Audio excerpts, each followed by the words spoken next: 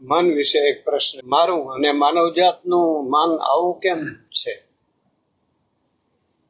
આમ અભાવાત્મકતા તરફ જ કેમ ખેંચાયા કરે છે? જેમ હોકાયંત્ર હોય, નોર્થ જ બતાવે, એમ કોઈ પણ પરિસ્થિતિ હોય, કોઈ પણ ઘટના હોય, એ કેમ વિચિત્ર વિકૃત રીતે જોયા કરે છે? એને અખંડ આનંદ સાથે જોડી શકાય? આનંદની સાથે, પોઝિટિવિટી સાથે જોડી શકાય મન? અને પેલો જે પ્રશ્ન હતો એની અનુસંધાનમાં લઈ લીધો, શરણાગતિ એના માટેનો એક ઇલાજ છે. શરણાગતિ મન નિરંતર રીતે અભાવને ગોતે છે.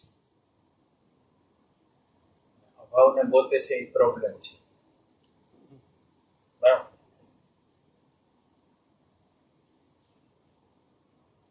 બધી ખોટી વાતો એને ગમે, ઊંધું ઊંધું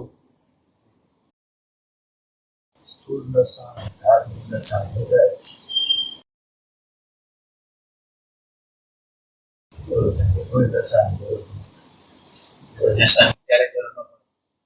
પીડાની સવાલ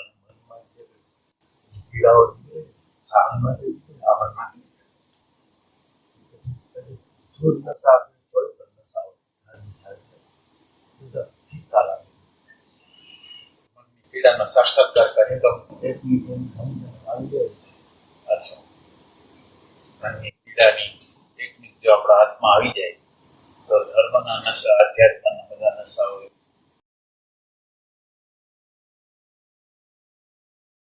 મનની રચના કેવી રીતે થઈ છે? મન કેવી રીતે બન્યું છે?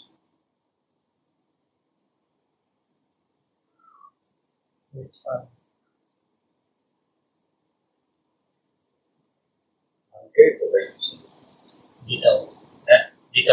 ગીતામાં શબ્દ, સ્પર્શ, રૂપ, રસ, ગંધ ડેટાઓ આપણી અંદર બને એના દ્વારા મનની રચના છે. હવે આ બોડી છે, આ બોડીની અંદર આપણને શબ્દનો અનુભવ, સ્પર્શનો અનુભવ, રૂપનો અનુભવ, રસનો અનુભવ, ગંધનો અનુભવ થાય. અને એ અનુભવની અંદર આપણને સિલેક્શન થઈ જાય. આ દેહની અંદર આપણે છીએ અને દેહની અંદર હોવાથી આપણી અંદર એક સિલેક્શન થઈ જાય. આ મને ગમશે, આ નહીં ગમે. એટલે ગમવાનું અને ન ગમવાનું, આ શરીર છે એની સાથે હું જોડાયેલો છું અને આ શરીરના શબ્દ, સ્પર્શ, રૂપ, રસ, ગંધ છે એનું મારી આગળ સિલેક્શન થઈ જાય. એના દ્વારા અહંકાર. એટલે હવે આ જે પ્રોસેસ થઈ એની અંદર આપણો જે અહંકાર જે બનેલો છે એ શેના દ્વારા બને છે? કે પોતાનું જે અંદરનું જે સિલેક્શન છે એના દ્વારા. હવે આ બનવાની જે પ્રક્રિયા થઈ એની અંદર આપણું જે આપણે પોતે જે છીએ ઇમ્પ્રેશન છે એ અંદર જાય છે, શબ્દ રૂપે, સ્પર્શ રૂપે, રસ રૂપે, ગંધ રૂપે એક ડેટામાં જમા થાય છે. અને એ ડેટામાંથી હું, મન, બુદ્ધિ, જીવ, અહંકાર એ બધાની ઉત્પત્તિ થાય છે. હવે આ બધાની ઉત્પત્તિ થાય છે, પણ આ ડેટા તો જાય છે ક્યાં? આ જે ડેટા છે એ કોની સામે જાય છે? ડેટાનું જવાનું કોની સામે બને છે? એક આ ડેટા બનેલા છે પ્રકૃતિના. આ આખા ડેટા છે એ પ્રકૃતિના બનેલા છે. અને આ ડેટા છે એ કોના માટે હતા? આ ડેટા જવા માટે આપણી અંદર શબ્દ, સ્પર્શ, રૂપ, રસ, ગંધ દ્વારા આ ડેટાઓ શું કામ એને જાય છે? જે આપણી અંદર જાય છે શું કરવા માટે જાય છે? કે આપણા જીવનની મેચ્યોરિટી મળે, પરિપક્વતા મળે એના માટે શબ્દ જાય છે, સ્પર્શ જાય છે, રૂપ જાય છે, રસ જાય છે, ગંધ આપણને મેચ્યોર કરવા માટે. આપણી મેચ્યોરિટી જળથી માંડીને, એક કોશીથી માંડીને, બે કોશીથી માંડીને, ત્રણ કોશીથી માંડીને, ચાર કોશીથી માંડીને, પાંચમો માનવ આપણે બની ગયા ત્યાં સુધીની બધી રચનાઓની અંદર કુદરતનો પોતાનો હિસ્સો છે. કુદરતે આપણને અહીંયા લગી પહોંચાડી દીધા. કુદરતે આપણને અહીંયા પહોંચાડ્યા પછી કુદરતે આપણને એક રીતે છોડી દીધા છે કે આટલી બધી મેં મહેનત કરી લીધી છે, તમને માનવ લગીન બનાવવા માટેની મહેનત, હવે તમે મને શોધો. એટલે પરમાત્માને શોધવા માટેની હવે પછી જે પ્રક્રિયા થાય છે એ અંતર, જે ડેટા જેની સામે જાય છે, એ ડેટા છે કે પ્રકૃતિ સામે નથી જતા. શબ્દ છે એ કોની સામે જાય છે? સ્પર્શ છે કોની સામે જાય છે? રૂપ છે કોની સામે જાય છે? રસ છે કોની સામે જાય છે? આ જીવાત્મા છે, આમાં અંદર અત્યારે જીવાત્મા છે અને જીવાત્માની સામે જાય છે. જીવાત્મા હાથ નાખે છે, જીવાત્મા ગાજે છે, જીવાત્મા હાથ નાખે છે, જીવાત્મા શબ્દમાં, સ્પર્શમાં, રૂપમાં, રસમાં, એના દ્વારા એના વ્યવહાર કરે છે. નેગેટિવ વ્યવહાર કરે છે, નેગેટિવ વિચાર કરે છે, નેગેટિવ કર્મ કરે છે. એના દ્વારા મેચ્યોરિટી છે ને, તો એ કર્મ કરે છે એનું પહેલું પરિણામ એ આવે છે. કર્મનું જે પહેલું પરિણામ છે એ અંતઃકરણનો પહેલો બગાડ કરે. કોઈ પણ ખોટો વિચાર કરું કર્મની અંદર, અને વિચાર કર્યા પછી એવો ભાવ કરું અને પછી એવું કર્મ કરું, તો એ જે કર્મની પહેલી અસર છે, મારું અંતઃકરણ બગડી જાય છે. મારું અંતઃકરણ બગડી જાય છે એટલે મારી અંદર શાંતિ રહેતી નથી, આનંદ રહેતો નથી, પ્રેમ રહેતો નથી. આ એક પરિસ્થિતિનું નિર્માણ આપણી અંદર થાય. હવે આ પરિસ્થિતિના નિર્માણમાં આપણને કુદરત શું શીખવે છે? તમે એક એક્શન કર્યું, વિચારનું એક એક્શન કર્યું, ઈચ્છાનું એક એક્શન કર્યું, ક્રિયાનું એક એક્શન કર્યું, નેગેટિવનું એક એક્શન કર્યું. એક્શન દ્વારા તમારા અંતઃકરણની અંદર શું થાય? અંતઃકરણ આપણું જે છે એની અંદર શું થાય? કે અંતઃકરણની અંદર તો અશાંતિ થઈ જાય, અજંપો થઈ જાય, ઘૃણા થઈ જાય, એટલે અંતઃકરણ તો બગડી જ જાય છે. તો અંતઃકરણ બગડી જાય છે એટલે કુદરત હવે આપણને ઈશારો કરે છે. કર્મો આપણે કરી છે કે કેવા પ્રકારના કર્મો કરી છે કે બધાને આપણી સામે બધા લોકોને ગાંઠ પડવા માંડે, પતિને, પત્નીને, બાળકોને, મા બાપને, મિત્રોને, બધાને ગાંઠ પડવા માંડે છે. તો આપણે કેવું કર્મ કરી છે કે જેના દ્વારા બધી ગાંઠો પેદા થાય છે? કે આ ગાંઠો પેદા થવાનું કારણ શું છે આપણને કેમ ખબર નથી પડતી? કે આપણે અત્યારે જે પ્રકૃતિ છે, શબ્દ, સ્પર્શ, રૂપ, રસ ને ગંધ અને દ્રશ્ય વાળી જે પ્રકૃતિ, એ દ્રશ્ય સાથે આપણે તાદાત્મ્ય કરી જીવાત્મા, અને જીવાત્માને સંદેશો કુદરત એવો પહોંચાડે છે, અસ્તિત્વ એવો પહોંચાડે છે કે તમે વિચાર કરો, જેવો વિચાર કરો, તમે અંદર જેવો વિચાર કરો છો એવી તમારી અંતઃકરણની સ્થિતિ છે, એવી થઈ જાય. સારો વિચાર કરો સારી, ખરાબ વિચાર કરો સારી. તો કુદરત એમ કે છે કે હવે તમારું સિલેક્શન શું છે? બધા લોકોને શું ગમે? ગમે છે શું બધા લોકોને?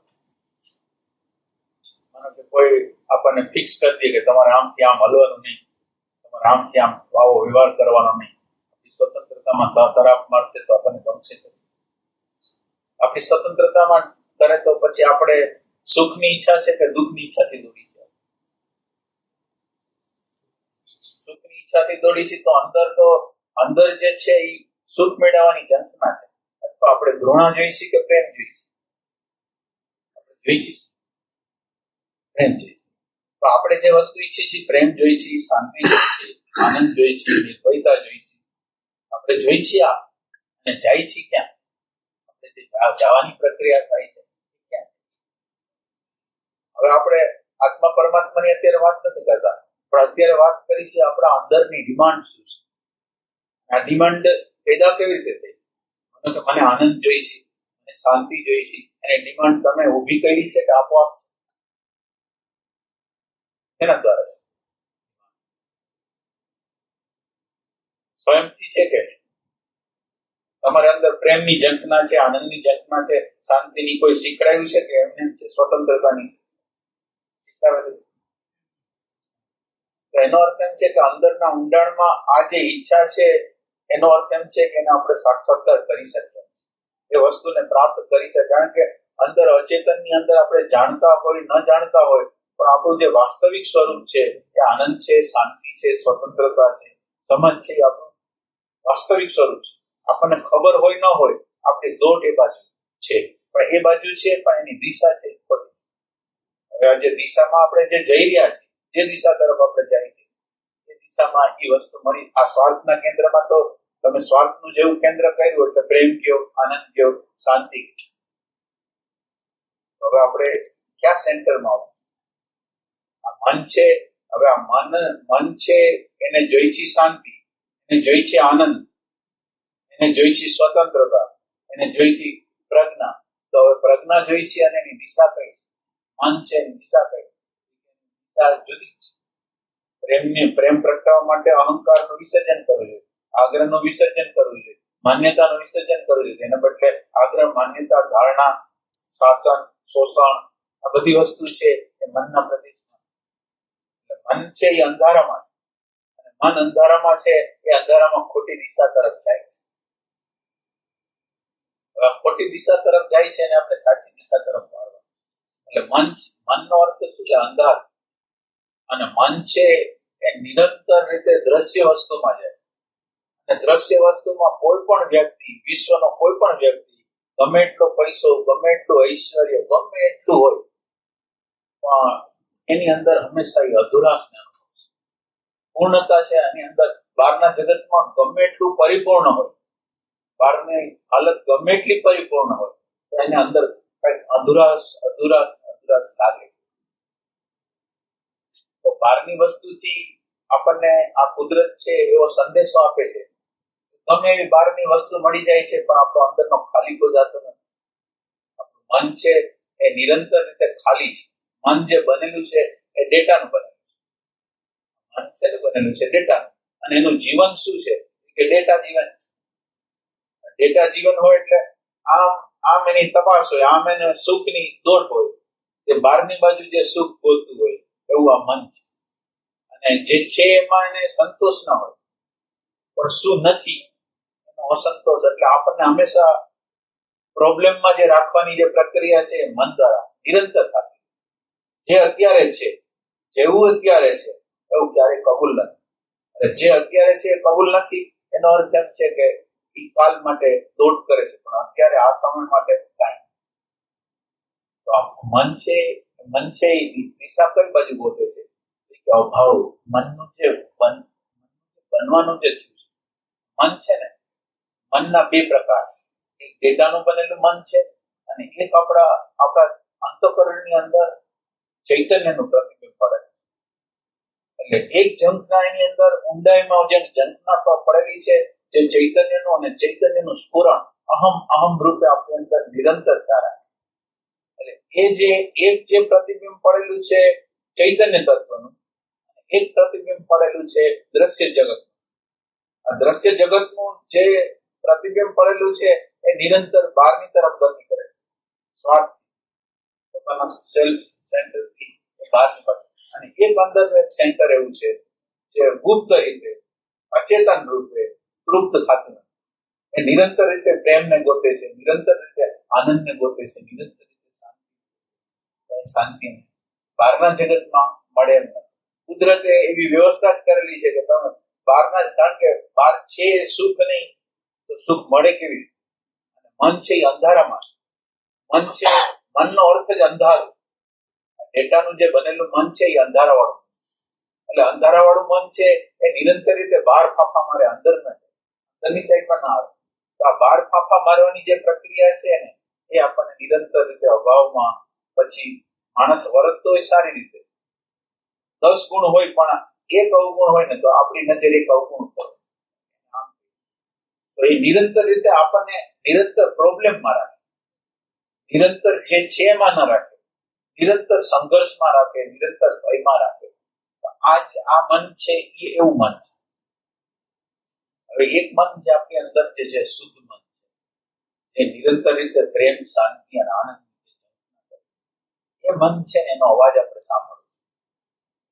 એ જે મન છે એનો અવાજ જો આપણે સાંભળી એ પ્રમાણે જો આપણે પ્રવૃત્તિ કરીએ. હવે આ મનની બાબત થઈ. હવે મનની પારની બાબત છે.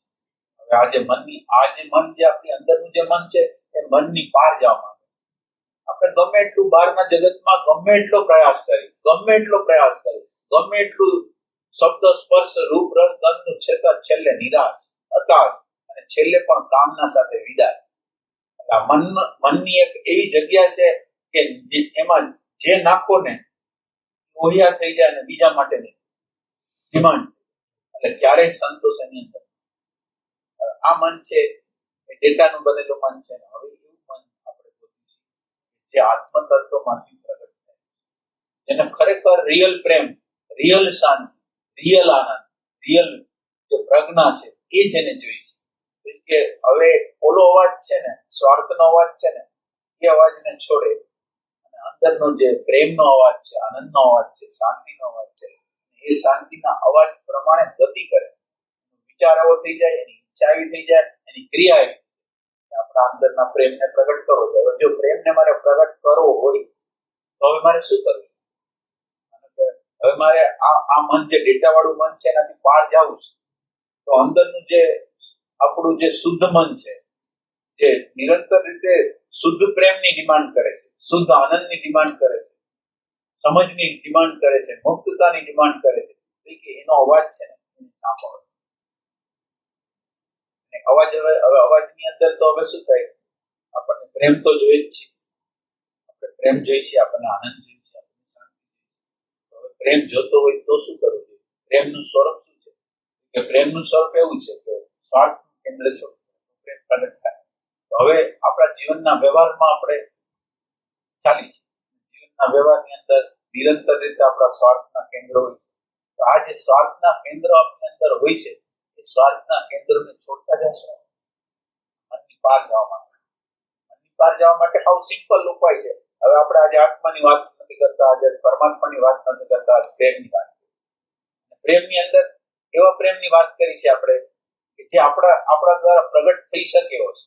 માનો કે પત્ની હોય, પતિ હોય, મા બાપ હોય, મિત્ર હોય, ઓફિસર હોય, આપણે ઓફિસની નીચે આપણી અંદર કોઈ હોય, તો હવે એ લોકો આપણી હારે કોઈ પ્રકારનો વ્યવહાર કરશે, અણગમતો વ્યવહાર કરશે, ત્યારે આપણે શું કરશું?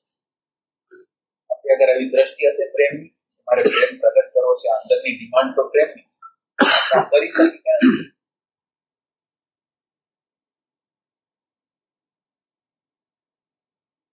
આપણે આપણા અંદરનું સ્વાર્થનું કેન્દ્ર જ ખાલી છોડવાનું છે. હવે આપણે આજે કોઈ શૂન્યતાની વાત નથી કરતા, કોઈ આત્માની વાત નથી કરતા, ખાલી એટલું જ કહી છે કે સ્વાર્થનું કેન્દ્ર છે આપણે છોડવાનું.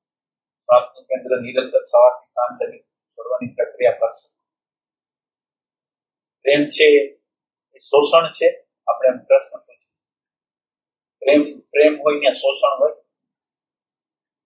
શોષણનો અર્થ શું થાય કે મને જે જગ્યાએ સુખ મળે છે, જે જગ્યાએ સુખ નથી મળતું, જે જગ્યાએ સુખ નથી મળતું એને હું છોડી દઉં છું. જે જગ્યાએ મને સુખ મળે છે એ વસ્તુને હું લઉં છું. સ્વાર્થનું કેન્દ્ર. એટલે સ્વાર્થનું કેન્દ્ર છે એ પેલું અંદર શોષણનો વિચાર કરે, અને આમાંથી લાભ શું મળે?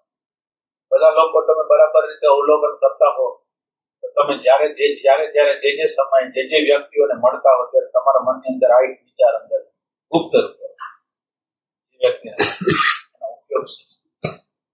તો હવે આ જે સ્વાર્થનું કેન્દ્ર છે એ સ્વાર્થનું કેન્દ્ર શોષણ ઉપર આધાર. તો આપણે શોષણ કરવા માંગીએ છીએ, આપણે કંઈક લેવા માંગીએ છીએ કે કંઈક દેવા માંગીએ છીએ? હવે આપણે નક્કી કરવાનું છે આપણે શું કરવાનું. ખરેખર દેવા માંગીએ છીએ.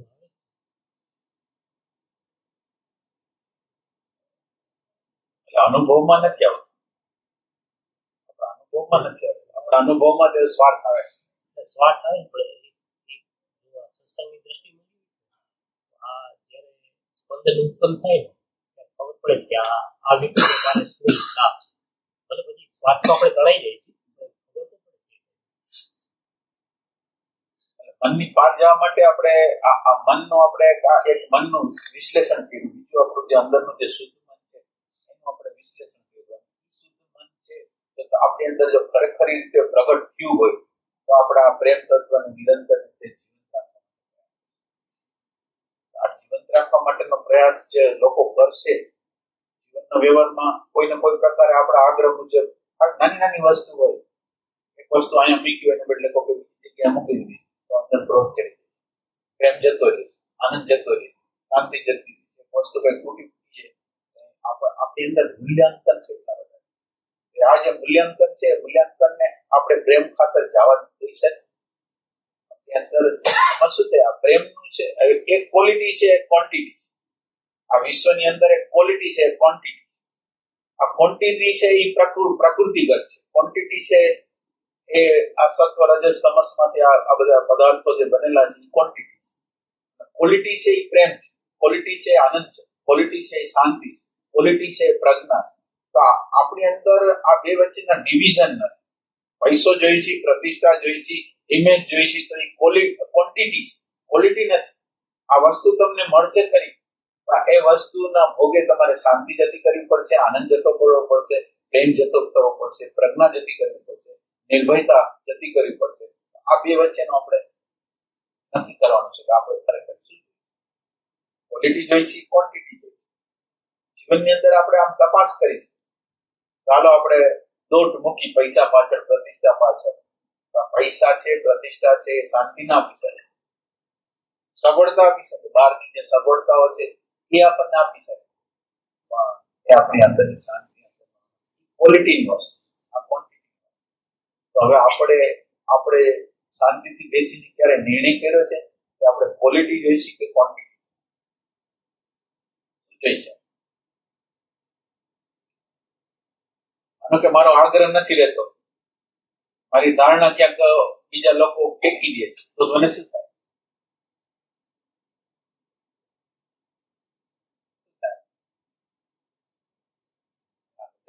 ઘરમાં બધા રહેતા જ હશે, કોઈને પ્રોબ્લેમ નાના મોટા બધા નિરંતર થતા જ હશે. શું થતા હશે?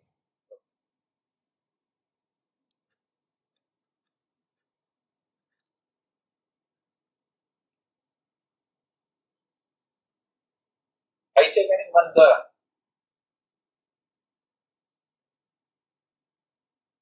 આપણને ખરેખર શું જોઈએ છે? પ્રેમ જોઈએ છે, શાંતિ જોઈએ છે, આનંદ જોઈએ છે, પૈસો જોઈએ છે. એટલે પૈસાની જરૂરિયાત છે એની આપણે ના નથી કરતા, વ્યક્તિત્વની જરૂરિયાત છે એની ના નથી પડતા, સંપત્તિની જરૂરિયાત છે એની ના નથી પડતા, પણ શાંતિના ભોગે નહીં, આનંદના ભોગે નહીં, પ્રેમના ભોગે. કે મારે જે ત્રાજુ મારી આગળ હોય તો કે કોનું વજન વધારે છે, કે પ્રેમ, શાંતિ અને આનંદ. પ્રેમને હું ગુમાવવા માંગતો નથી, શાંતિને ગુમાવવા માંગતો. પ્રેમના અણુ પરમાણુ છે એનાથી આ વિશ્વ બનેલું છે. તમે જુઓ, પ્રેમના અણુ પરમાણુથી, શાંતિના અણુ પરમાણુથી આ વિશ્વ બનેલું છે. વિશ્વની આખી વ્યવસ્થા આ શાંતિમાંથી, આ આનંદમાંથી, આ પ્રેમમાંથી પ્રગટ થઈ છે. જો તમે આપણે આપણી અંદર આનંદના અણુ પરમાણુને, પ્રેમના અણુ પરમાણુને જો આપણે સિંચન આપી, તો જેમ જગતની વ્યવસ્થા પ્રેમ તંત્ર કરે છે, આપણા જગતની વ્યવસ્થા છે એ પ્રેમનું તંત્ર છે, શાંતિ કરે મેળે છે. શરણાગતિની વાત કરીએ, શરણાગતિ છે એ શું છે? કે આ શાંતિને શરણ વહી જાય, આનંદની શરણ વહી જાય, પ્રેમને શરણ વહી જાય, અને એના જે અણુ પરમાણુ આપણી અંદર જે અણુ પરમાણુ પ્રગટ થાય, શાંતિને ટચ થાય, આનંદને ટચ થાય, પ્રેમને ટચ થાય, પ્રજ્ઞાને ટચ થાય. તો આ જે પ્રજ્ઞાને ટચ થાય એવા જે અણુ પરમાણુ છે ને, એ જગતની વ્યવસ્થા કરે છે.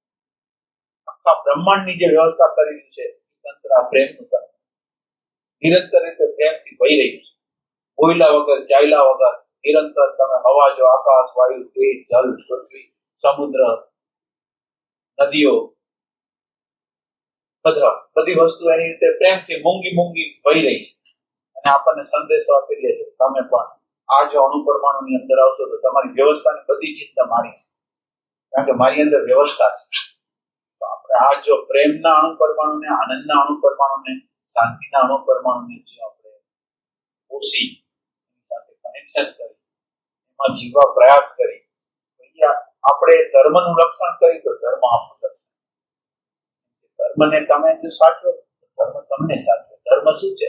કે શાંતિ ધર્મ છે, પ્રેમ ધર્મ છે. અને આ ધર્મ સિમ્પલ ધર્મ નથી. તમે દુનિયાના કોઈ જગ્યાએ, કોઈ બજારમાં તમે ગયા હો, વિશ્વના કોઈ પણ ખૂણે ગયા હો, એ પ્રેમનું તત્વ તમારું નિરંતર રીતે રક્ષણ, નિરંતર. એમ કીધું ને કે યોગ શેમનું વહન કરજો, અપ્રાપ્તની પ્રાપ્તિ, પ્રાપ્તિ જે થઈ ગયું છે એનું રક્ષણ. એ વસ્તુ જે તમને પ્રાપ્ત થયું છે એનું રક્ષણ, અને જે નથી પ્રાપ્ત થયું એની સાથે જોડાવાની આખી પ્રોસેસ છે એ આ પ્રેમનું તત્વ છે.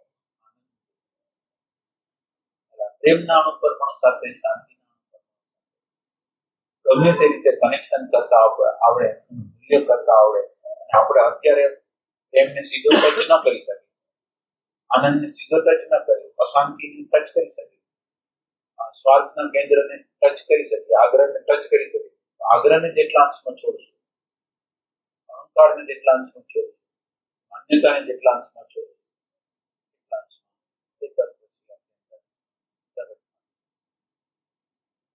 મનની પાર જવા માટે આ અણુ પરમાણુ સાથેનું કનેક્શન.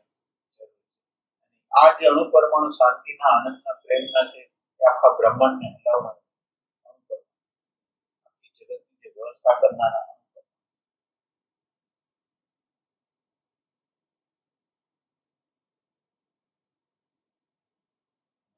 આ પ્રેમ છે ને દેશકાળનું અંતર નથી. આજે આજે આ જે તત્વ છે ને દેશકાળનું કોઈ અંતર.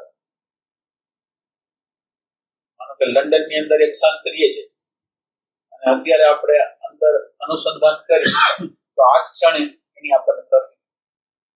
આ સંતની વાત કરી અને હોવાપણું જે કહી છે આપણે, એ તો નિરંતર આપણે હરેક છે. એનું કનેક્શન કરવાનું, એનું કનેક્શન આખા બ્રહ્માંડો સાથે છે.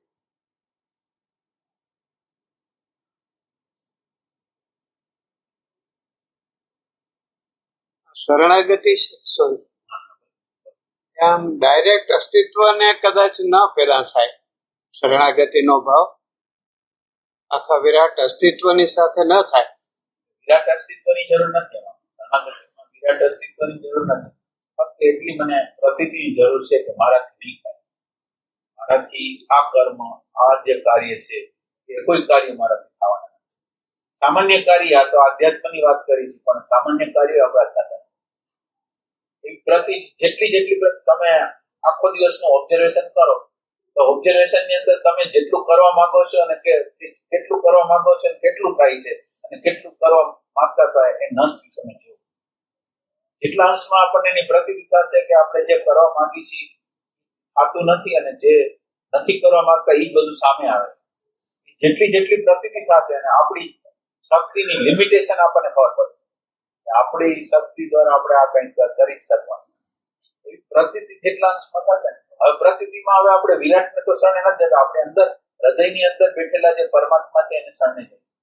એને પ્રાર્થના કરી છે કે મારાથી આ થઈ નહીં શકે, આ લોભ સામે કામ નહીં થાય, આ રાગ સામે કામ નહીં થાય, શક્તિ આવે, સમજ. આથી શરણાગતિનો પ્રકાર. પણ શરણાગતિનો પ્રકાર ક્યારે થઈ શકશે કે જ્યાં લગી મને એમ લાગે ને કે હું કઈક કરી શકીશ, ત્યાં લગી શરણાગતિ.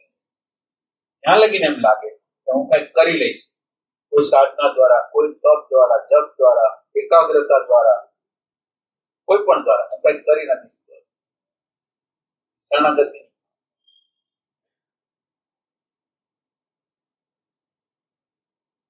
એટલે આ બુદ્ધ ભગવાન છે એમ કે છે ને 9 વર્ષ કે 12 વર્ષ પ્રયાસ કરે છે, છેલ્લે એમ થાય છે કે મારા કરવાથી કઈ નહીં થાય, ત્યારે એને જ્ઞાન થાય. ભગવાનને જે જ્ઞાન આ પ્રયાસ છે, જે આપણે પ્રયાસ કરી છીએ થાકવા માટે હોય છે. આપણે થાકી જાય, આપણને આપણી મર્યાદાની ખબર પડે કે આપણે નહીં કરી શકીએ. શરણાગતિ છે એ ઓબ્ઝર્વેશનનો પ્રકાર. અવલોકન ન હોય તો આપણને શરણાગતિ નથી. ઈશ્વર શું મારી આજુબાજુ શું કરી રહ્યો છે, કઈ રીતે પરિસ્થિતિનું નિર્માણ કરે છે, કેમ કરે છે, એ આપણને ખ્યાલ આવે. કોઈ પણ વસ્તુ આપણી આગળ આવે છે, કોઈ પણ ઘટના આપણી આગળ આવે છે, ત્યારે પહેલો વિચાર આપણને એવો આવે કે પરમાત્માનામાં શું સંકેત છે. કોઈ પણ વસ્તુ આ જીવનની અંદર સવારથી સાંજ લગી જુદી જુદી વસ્તુઓ બને, હાવ એમ લાગતી હોય કે નિર્થક છે. પણ નિર્થક છે ને જો આપણે અંદરના ઊંડાણમાં પરમાત્મા આ જે અસ્તિત્વ છે એને આપણને ખરેખર ભરોસો હોય તો આપણને થાય કે આ પરમાત્માએ મોકલ્યું એટલે ખોટું તો ન જ હોય. ખોટું ન હોય તો પછી હવે એને જે મોકલ્યું છે શેના માટે મોકલ્યું છે. જેટલો અંદર એમ્પ્ટી રહે ને એટલા અંશે પરમાત્માની ભાષા છે સમજાય. પરમાત્મા શું કરવા માંગે છે. પ્રસંગો બને છે ત્યારે આપણે જમ્પ મારીશું. ભગવાન શું કરવા માંગે છે એ આપણને ખબર જ પડતી. ભગવાને આ પ્રસંગ ઉભો કર્યો કેમ? ઘટના બહુ સિમ્પલ લાગે છે, પણ ઘટનાને કઈક વૈશ્વિક સાથે કઈક કનેક્શન હોય છે. કોઈ પણ નાની સરખી કોઈ પણ ઘટના ઘટે છે, તે ઘટનાની અંદર કઈક રહસ્ય તો હોય છે. જે તે ઘટના કોઈ આવીને આપણો અચાનક રીતે અપમાન કરીને આપણે ધાર્યું નહોતું ને કેમ કરીને એની પાછળ કંઈક વિજ્ઞાન છે. એટલે જેટલું જેટલું આ પરમાત્માની ભાષાને આપણે સમજી શકીએ આપણો અંદરનો વિરોધ જતો રહે અને જે છે એનો સ્વીકાર કરવો.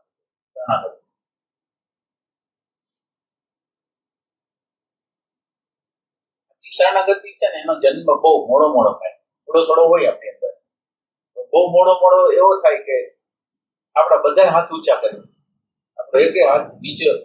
તમારી બધી સાધનાઓ તમે કરી લીધી, સાધનાઓ જેટલી કરવી હતી જાગૃતિની દ્રષ્ટાની બધી જાગૃતિની બધી સાધના એક અણુ પરમાણુ એવો ઉખડે તમારી અંદર, એવો અણુ પરમાણુ ઉખડે. એ અણુ પરમાણુ અંદર હવે તમારે મોટા ને હવે તમારી સાધના, હવે તમે સાધના નામે તમે જે કરવું જોઈએ બધું કરી જ લીધું છે. હવે તમારે એમાંનું કઈ કરવાનું નથી. પણ હવે આ સંપૂર્ણ શરણાગતિ, હવે હું કઈ કરીશ નહીં, તારે જે કરવું હોય તારે કરવાનું. ત્યારે સંપૂર્ણ શરણાગતિ છે બહુ આગળનું સ્ટેજ છે, સિમ્પલ સ્ટેજ છે.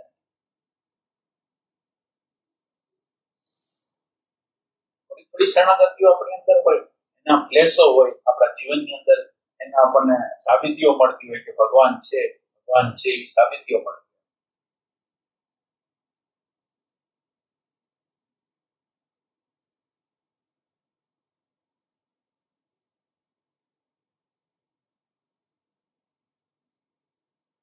પરમાત્મા સાથે એક થઈ જાય એટલે આપણો વિચાર અને પરમાત્માનો વિચાર છે એ જુદો ન.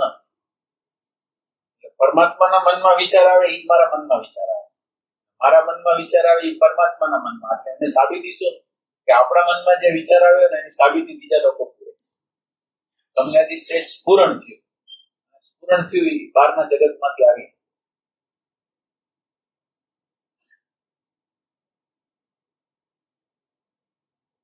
ભૂલાઈ કેમ પ્રશ્ન હવારે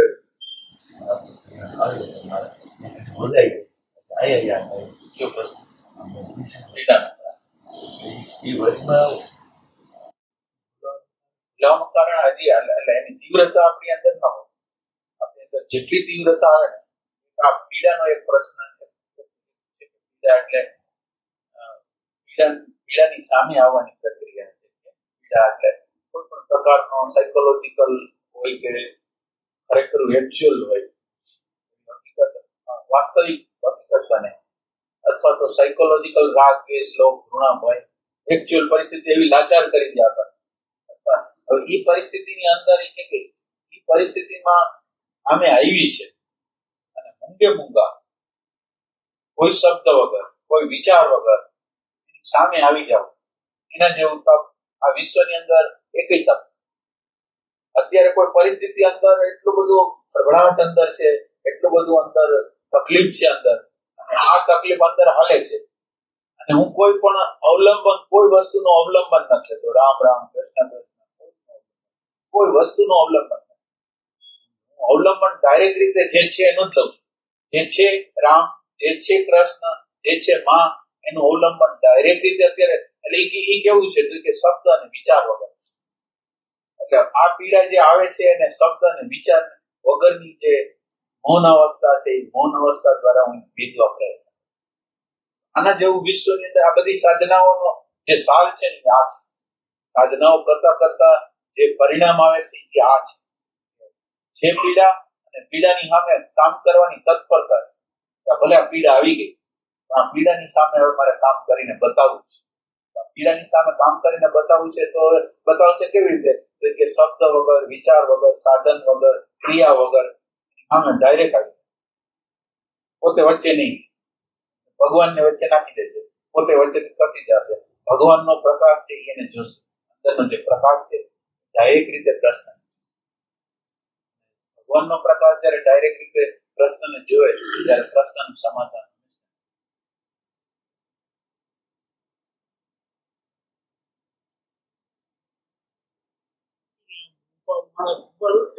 કેપેસિટી ન હોય ગમે માણસ આવ્યું હોય આમે ઓલું થાય એમ કે રામ રામ કરી કોઈ પણ જાતનો સહારો લઈ લે એવું થોડુંક અનુભવ હોય. લેવાય એવું નથી આપણે લેવાય, પણ જીવન અનંત જીવન લગીને એમને જ કર્યા રાખી. માનો કે જીવનમાં આપણે આમ બરાબર રીતે ઓબ્ઝર્વેશન કરી તો આપણે 30 વર્ષથી હોય, 40 વર્ષથી આપણે આ પદ ઉપર, આપણે અનંત જન્મોથી આ પદ ઉપર છે. છેલ્લે આપણે સહાય તો લેવાની હોય, નબળા હોય એટલે સહાય તો લેવી પડે. સહાય લેવાની પ્રક્રિયા હંમેશા નહીં કરે. પછી જીવનની કોઈ ગતિ થાય તો પછી એ વસ્તુને છોડવું. તમે જે રામને ચાહો છો, કૃષ્ણને ચાહો છો, એ ખરેખર વાસ્તવિક રૂપે કયા રૂપે તમારી અંદર હોય કે જેથી એ કામ કરે. તમે રામ રામ બોલો એ તો શબ્દ છે, રામ શબ્દ, કૃષ્ણ શબ્દ છે, શબ્દ કઈ ન કરે.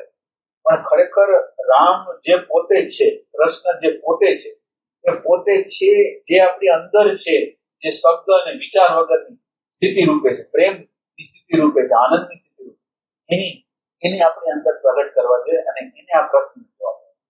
રામ રામ કરવું એટલું કાપી નથી, પણ રામ શબ્દ બોલવા દ્વારા રામ જે તત્વ છે એને પ્રગટ કરવાની ઝંખના કરે છે. કટોકટી હોય તો માનો કે આપણે પહોંચી ન આવતા હોય તો આપણે કરવાનું છે, ભગવાનને શરણે જવાનું, આપણે રોવાનું છે, પ્રાર્થના કરવાની છે. પણ ધીરે ધીરે ધીરે કરતા એવી કેપેસિટી આપણી અંદર આવે, આ પ્રશ્નને આપણે ડાયરેક્ટ.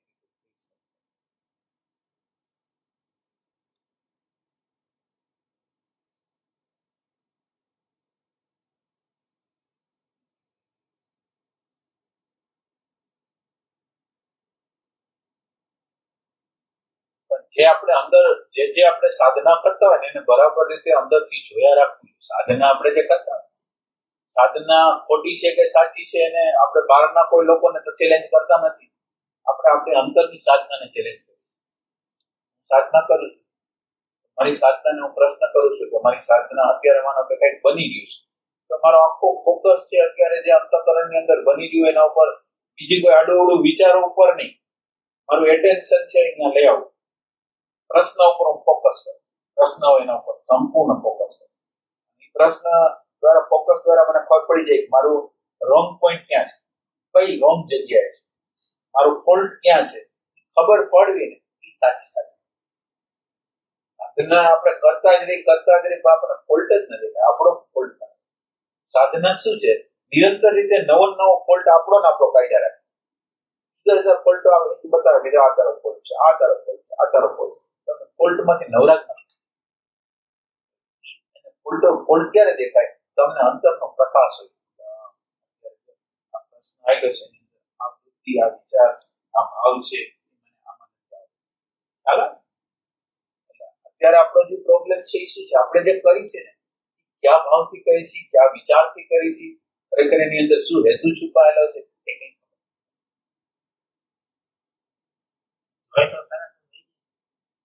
એમની. એક વસ્તુ સમજો, આપણે કાઢવા માટે એને બેઠા નથી. આપણે એને બહુ પ્રેમ કરી છે, રાગને પ્રેમ કરી છે, દ્વેષને પ્રેમ કરી છે, ભયને પ્રેમ કરી છે, ઘૃણાને પ્રેમ કરી છે. હવે આપણે એને પ્રેમ કરી છે એટલે ને પ્રેમ છે ને એ આપણને એની અન્ડરસ્ટેન્ડિંગ આપશે. વયો જશે એવી રીતે તમે ઉભા હો ને તો એ ક્યારેય નથી. આપણે વેઇટ કરી છે કે હમણાં વયો જાય એમ. એને અંતરથી પ્રેમ કરી છે. રાગને, દ્વેષને, લોભને, ઘૃણાને, ભયને પ્રેમ કરી છે. પ્રેમ કરી છે એટલે જ એને જોવાનો પ્રયત્ન કરી, એને સમજવાનો પ્રયત્ન કરી. પણ તમે એમ કહો કે આ નીકળી જવો જોઈએ, આ ઘૃણા ખરાબ છે, દ્વેષ ખરાબ છે, ક્રોધ ખરાબ છે, લોભ ખરાબ છે, એવી રીતે તમે એની સામે આવશો ક્યારે? જોવી તો નીકળી જાય ને તારા વયું જાય. ઊભું નથી રહેતું એનું કારણ, જો ઊભું નથી રહેતું એ અત્યારે ટેમ્પરરી ઊભું નથી. પાછું આપણે અત્યારે જે કરી છે એની અંદર શું થાય? આપણે એને આમ લાકડી લઈને અંદર બિહારી દીધી અને આપણે શું થાય? ઓલા કડક પિતા જેવા છે. ઓલું છોકરું કઈ આડોડું તોફાન કરતું હોય તો કેમ એને બિહારી દે? છોકરો થોડી વાર બેહે આમ એ આવી ગયું છે. જેવા બાપુજી આમ જાય એટલે પાછું થાય. એમ આપણે અત્યારે એને સપ્રેસ કરી છે એટલે અત્યારે બિન ભાગી જાય. પ્રેમથી એનું આખું રહસ્ય ખોલતું નથી, ભય પામીને ભાગી જાય, એક સાઈડમાં વહી જાય કે આને હવે થોડી વાર પછી હરાવી દઈશું, હવે તો થોડી વાર પૂર્ણ રીતે જોવાઈ ગયું તો આનંદ થઈ જાય. આનંદ થાય, શાંતિ થાય, બધું થાય. પણ એ કલ્પના કરે એમ નહીં ના ઘડી ખોટું. એટલે એટલે વસ્તુને અગાઉથી આપણે નહીં જાણી શકીએ.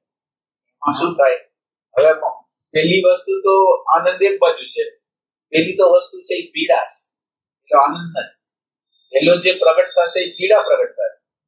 માનો કે મારે અમુક પ્રકારનો આગ્રહ છે, અમુક પ્રકારની માન્યતા છે, અમુક પ્રકારની ધારણાઓ છે, અને એને ચોટ લાગી એટલે પીડા થાય કે આનંદ થાય, પેલા એ તો એટલે પેલા પીડામાંથી પસાર થવું પડે.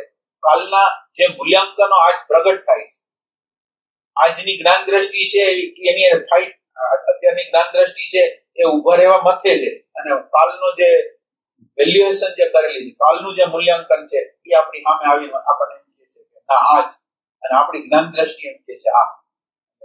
પેલા તો ઓલું છોડવું, બોલા અણુ પરમાણુ, ભૂતકાળના જે અણુ પરમાણુ છોડવા એ અઘરા હોય છે, એની એક પીડા હોય, અને છોડવું ગમતું નથી. ખરાબ વસ્તુ છે છતાં આપણને છોડવી નથી ગમતી, તો પછી મારું શું રહે? અને એક દિવસમાં એ નથી થતું. આ પ્રકાશ જેમ જેમ અંદર વધતો જાય, સાચો પ્રકાશ વધે તો 1 સેકન્ડમાં, પણ એ સાચો પ્રકાશ મેળવવા માટે લાખો વર્ષ જોઈએ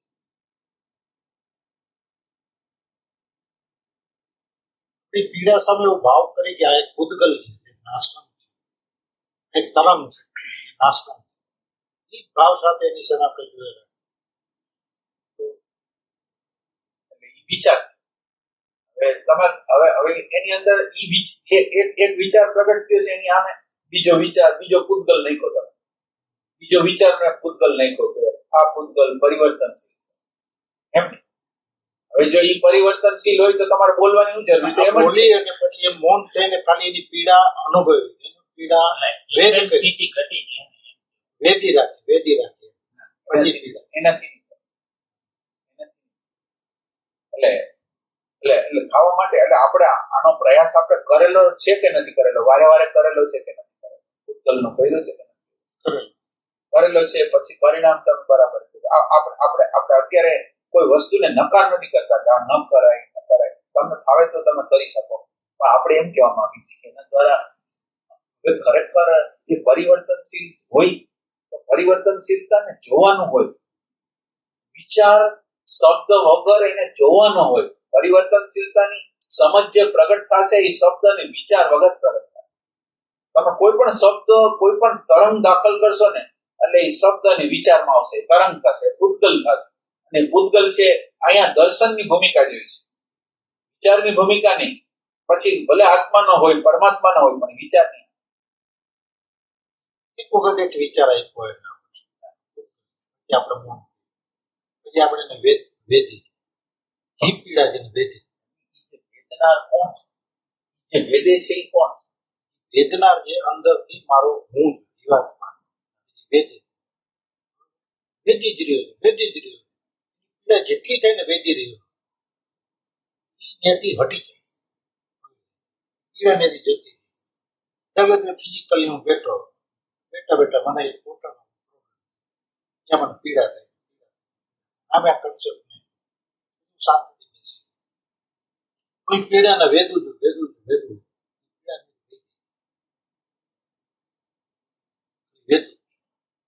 ખાલી નથી. હું એની સાથે કોઈ જાતનું ખાલી વેદું ઘી છે ને વેદું પીડાને વહી જાય, આવો અનુભવ થાય. તમને શારીરિક રીતે તમે એમાં સફળ થયા હોય એમાં ના થતો, પણ સાયકોલોજીકલ રીતે આપણે સફળ નથી થતા એ વાત સાચી છે. સાયકોલોજીકલ માનો કે આ એક દેહની પીડા છે, અંદર આપણે માનો કોઈ રાગ બેસાય એને આજ આપણે એની સામે આપણે તપવાનું તપ ઓછું મળે, તપવાનો ઓછું એટલે અન્ડરસ્ટેન્ડિંગ તમે એવી લ્યો. વેદવું એટલે તમે હશો ને ત્યાં લગીને તમારું આપણું જે હોવું છે ને કોઈ પણ પૂતગલ રૂપે હશે, કોઈ પણ આપણો વિચાર રૂપે હશે. એટલે આપણું હોવું છે ને સમજમાં બાધક, આપણું હોવું જ બાધક છે. એટલે આપણું વેદવાનો અર્થ એમ થયો કે આ પ્રશ્ન છે એનો જે નિકાલ કરનાર, એમાં યોગ્ય ઓફિસર હોય, તમારે નળનું કનેક્શન લેવું છે તો એનો ઓફિસર જે પ્રકારનો હોય એની આગળ જ તમારે જવાનું. બીજા આગળ તમે જાઓ તો જેનું સોલ્યુશન ન કરે. એટલે જેનો ઓથોરિટી હોય એ એનો પ્રોબ્લેમ સોલ્વ કરે. આ પ્રશ્નને સોલ્વ કરનાર ઓથોરિટી કોણ છે? આપણી અંદર જે ઓથોરિટી છે વેદવું એટલે શું કરે? આ પ્રશ્નને જે ઓથોરિટી દ્વારા નિકાલ થવાનો છે એ ઓથોરિટીને આપી દીધું. ઓથોરિટીને આપી દીધું એટલે શું થયું? વચ્ચેથી હું નીકળી ગયો અને જે છે, જે કોન્શિયસનેસ, જે ભાન, જે પરમાત્મા, જે નામ આપો છે એ અંદર છે એ ડાયરેક્ટ રીતે એને જોવે છે અને ડાયરેક્ટ રીતે એને જોવે છે તો એ એનામાં તાકાત છે એ પ્રશ્ન સોલ્વ કરે. વેદવાની જે પ્રક્રિયા છે એની અંદર શબ્દ અને વિચારની શાંતિ, શબ્દ અને વિચાર વગર, શબ્દ અને વિચારને છોડી દેવા, એનો અર્થ એમ થયો કે મારા બધા પૂતગલને મેં છોડી દીધા, મારા અંદરના બધા વિચારોને મેં છોડી દીધા અને જે છે એને આગળ કરી દીધું. જે આ પ્રશ્નનો નિકાલ કરે એને આગળ કરી દીધું. તમે આ પ્રશ્નનો નિકાલ કરો. આ પ્રશ્ન મારાથી નિકાલ ન થાય, તમે જ નિકાલ કરી શકો. એનો અર્થ શું થયો? તમે નીકળી ગયા. આ વેદ વેદ એટલે વિદ ધાતુ, વિદ એટલે જાણવું. વિદ એટલે જાણવું એટલે મગજ દ્વારા જાણવું નહીં, ડાયરેક્ટ જાણવું. મગજ દ્વારા તો આપણે આ વિષયને જાણીએ છીએ, પણ આપણી અંદરની સાયકોલોજી માટે કાંઈ જરૂર નથી. ડાયરેક્ટ રીતે ખાલી જાણપણું છે એ ડાયરેક્ટ રીતે એને ભેદી શકે. તો આપણે જે કરવાનું છે એ શું કરવાનું છે? ડાયરેક્ટ રીતે જે જાણપણું છે, વિચાર નહીં, શબ્દ નહીં, કોઈ વસ્તુ નહીં, પણ એ ડાયરેક્ટ રીતે જે આપણી અંદરની જે જાણ છે એ જાણ ડાયરેક્ટ રીતે એને જોયું એવું કરવાનું છે. સંવેદના છે, સંવેદના. સંવેદના જેવું છે એવું જ અંદર મારી અંદર, એનાથી એનો માઇક્રોસ્કોપ કે ઓલોસ્કોપ નહીં, મોટું બનાવી દે અથવા પ્રશ્ન નાનો બનાવી દે એવું નહીં, જેમ છે એમ જોવે એવું આપણે.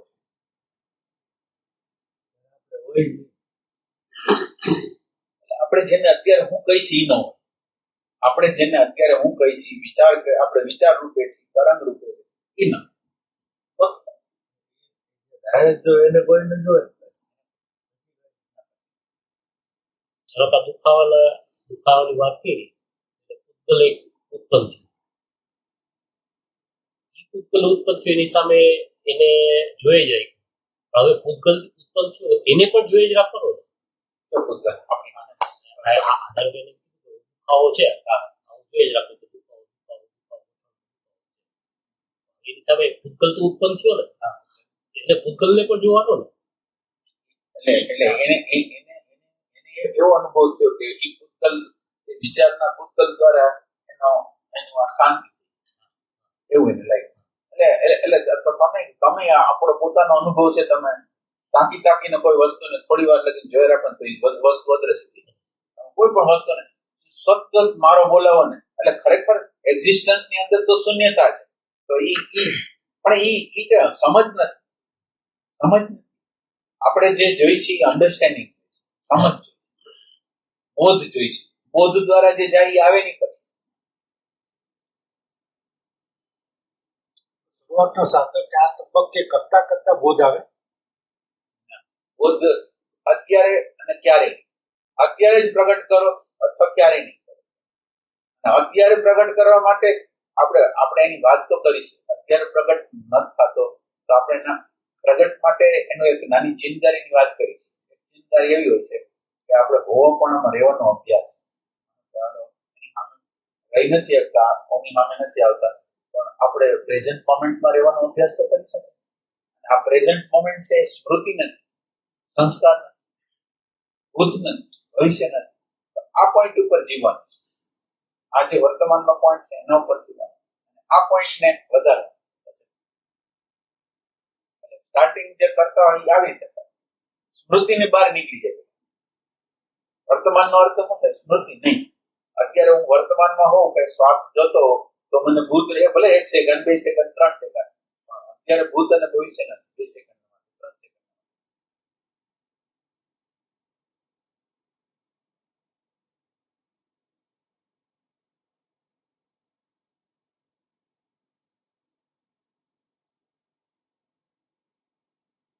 અંધારામાં કોઈ આપણે વસ્તુ જોઈ છે તો અંધારામાં વસ્તુ જોઈ તો આપણને કંઈક નાનું પડ્યું હોય તો નાક જેવું દેખાય, કંઈક બીજા જેવું દેખાય.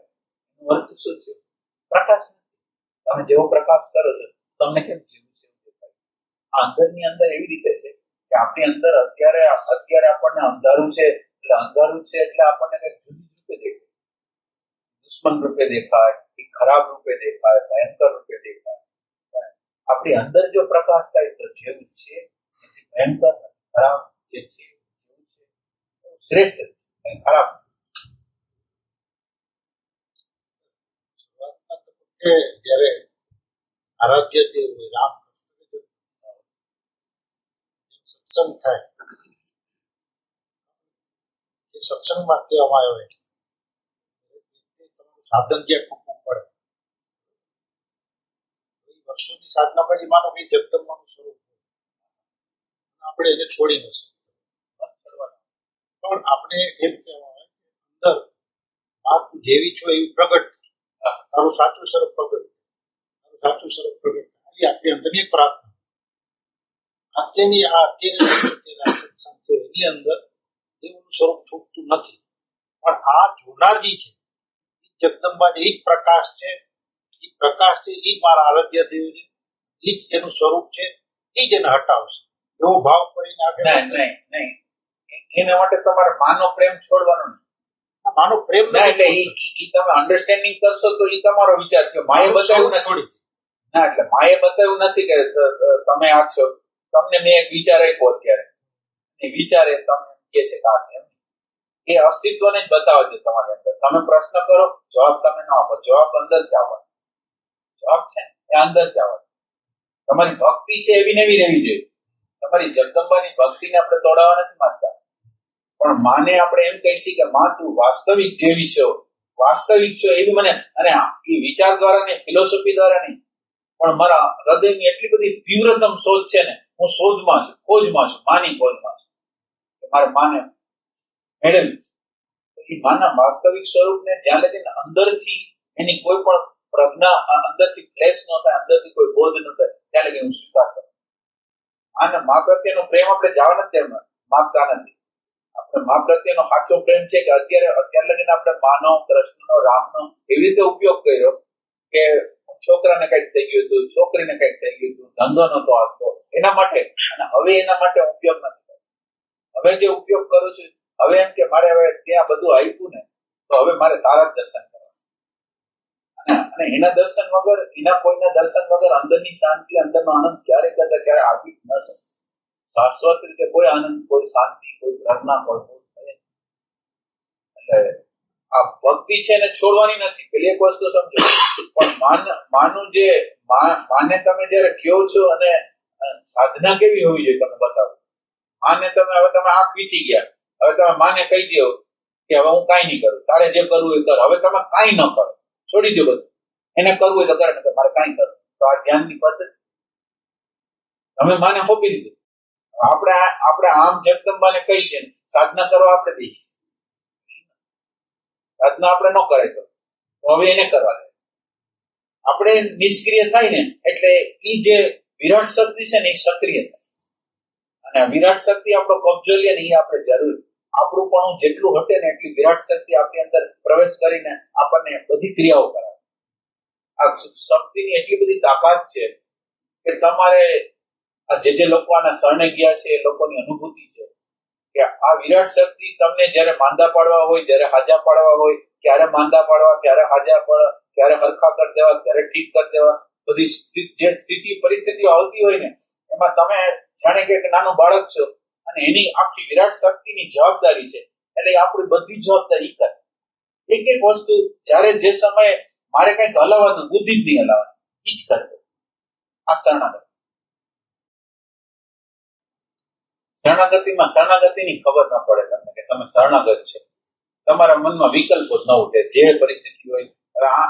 આ બધા એમ કે શરણાગતિ એટલે હવે તમે મોટી શક્તિ સત્તારે જોડાયેલા જ છો, એટલે તમારે અત્યારે વિકલ્પ જ ઉઠતા નથી. અત્યારે કોઈ પરિસ્થિતિ છે સારી નથી, આર્થિક રીતે તમારી સારી પરિસ્થિતિ નથી, તમને વિચાર જ નથી આવતો કે ખરાબ હાલત છે, એવું જ નથી.